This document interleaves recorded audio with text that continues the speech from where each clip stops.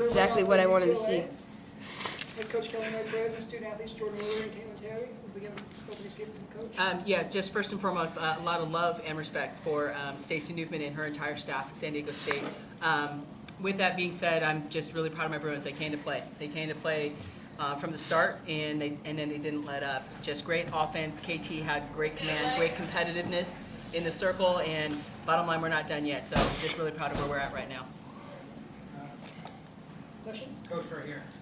What a difference a day makes. Can you talk about just the intent of your team that came into this game, getting hits on the first two pitches, Jordan worked in a favorable count, and then hitting that home run earlier? I mean, exactly what you said, I think, is right on. Like, they came to play. They're locked on. We understand the game. I shared with the team that everybody wants us to be able to just hit all the time, pitch, strike everyone out, but we understand the game. So there's patience to it. We understand that things happen and you've got to be able to respond. So yesterday, yeah, we didn't come out and get after it right off the bat, but you all saw a team that didn't let up, and then we actually finished it. Today, they came out with a little more purpose, and I'm proud of them. They've done it all year. We've won by scoring in the first. I've actually shared it with the team.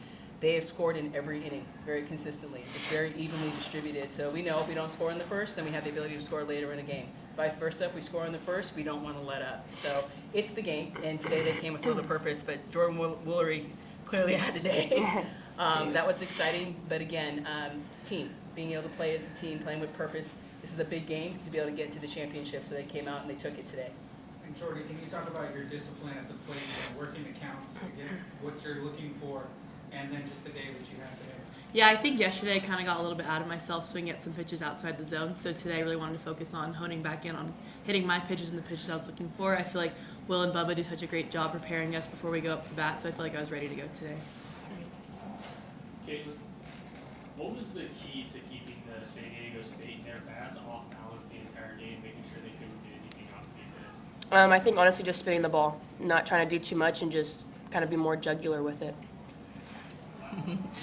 Great Watching work. last night's ASU and San Diego game, what Yeah. were kind of some of your takeaways, operations that you carried over to it today? First and foremost, just a great game from both sides, and it's also a clear message that the game isn't over down to the last pitch, which is postseason. So with that being said, we got to see a lot. Arizona State pitcher did really well. She actually pitched really well, and it was wasn't able to close it out there. But also, it's more about San Diego State not giving up and being able to, they came through in some big moments, and in those back-to-back hits, I don't think anyone expected, but that's postseason. So it's the game. It's not even about the jersey. It's like you come to play, you take it, or anything can happen. So I'm proud of their ability to not only finish for us, to be able to finish the game, but then limit KT having to go that extra inning, but that's where we're at. You got to play with purpose. You got to have intention. You got to be able to take it when you can, and because this game is crazy, anything can happen down to the last pitch. There's no time limit on our game. One pitch, anything can happen. For KT, you mentioned yesterday when you took the circle, the one thing on your mind was finishing it for Taylor. What was your mindset going into this game, in your stuff? Yeah, I think honestly just playing for my team, they threw a punch first for me, and just knowing just keeping the ball down and spinning the ball for them, and know that they would produce runs. And Coach, can you talk about just KT's presence and importance in this? Yeah, I mean, she's the best thing about her is she has all tools, but it's and I say this in a respectful way. She's still young in her career, so with that, the one thing that I would always love is to be able to kind of pull it back and slow it down versus having to kind of kick somebody to get going. And that's one thing about her. She has one mode. She's going, she's attacking, she's competing.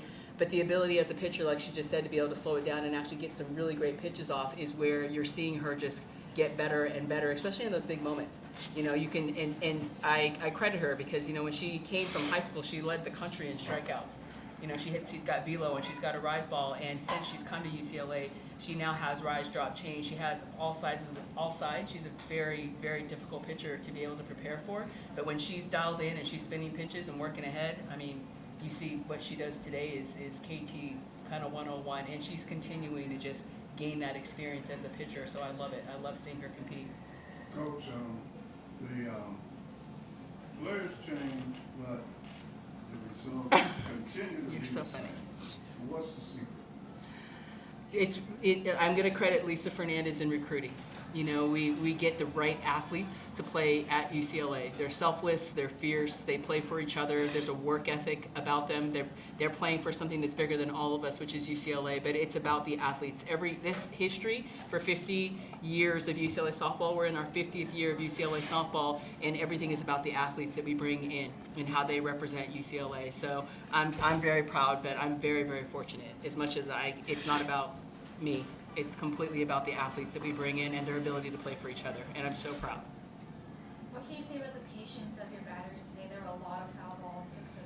Yeah, I think from the start, back in fall, this team has been dialed in as an offense. They've been playing as a unit. They study, they train, they make adjustments. There's great conversations, there's accountability, and their ability to make adjustments, I think, is the most impressive part of it. But I think with that, like Jordan said, it was game one. We were kind of a little fired up, that's all I'll say, and then it leads to potentially being off by a click. And then they took a look at a film, had a conversation, and they came in with a game plan on just being themselves. So patience at the plate, discipline, and that's something that Coach Lisa actually takes a lot of pride in his walks. I mean, the ability to get on in any possible way, they take a lot of pride in that. Everybody wants to hit home runs, but their ability to get on base, knowing their teammates can pick them up, that I hear this offense talking about that a lot. They have a lot of pride in being able to get their pitch versus swinging outside the zone. That's intentional with what they're doing.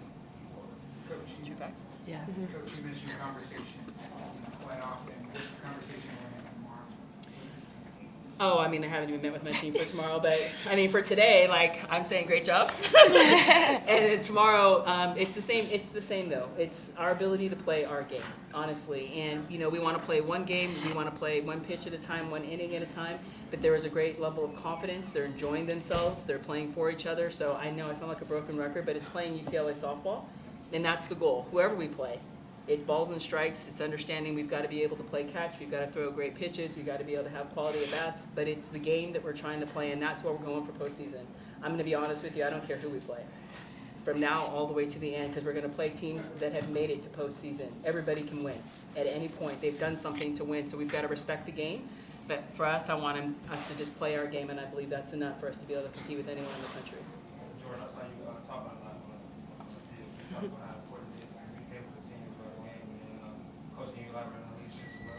Yeah, I think I just try and make it as fun as possible. I just love playing softball, so I think just playing with passion and just wanting to have our pitchers' backs, always trying to be in their ear and supporting them. I feel like it goes a long way. So just wanting to have their backs and just trying to lead in any way I can. So yeah. What was my question? Speak on leadership. I'm just going to say this. There's a lot of expectations and pressure on this program because we have had so much success. So to be able to sustain that is not easy. So you're in a position constantly of expecting to be able to succeed in every possible way. But credit to them because we go through the highs and the lows, and it's challenging. And with that, we learn that the only way that we can succeed is if we play together as a team. So with that, they have come together with that. We've had highs, we've had lows, we've had great moments, and we've had disappointing, but all of that's been the journey to be able to get us to this point right now.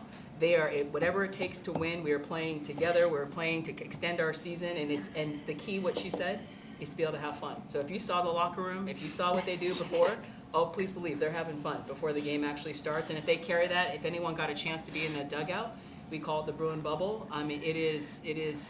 It's fun.